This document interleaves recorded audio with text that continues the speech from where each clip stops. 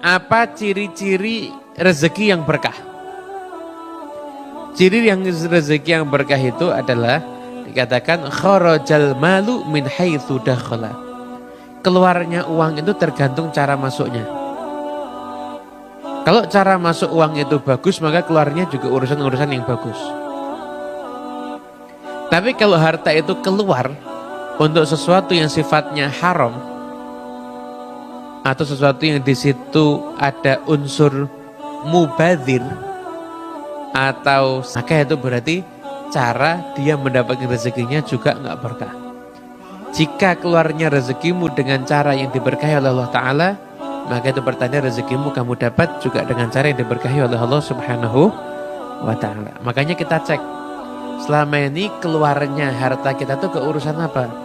Urusan yang mendatangkan berkah atau urusan yang nggak diberkahi? Kita yang tahu.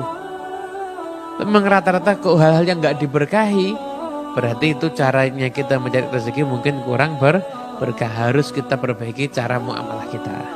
Itu mungkin. Wallahu a'lam bishawab. Al-Fatihah bil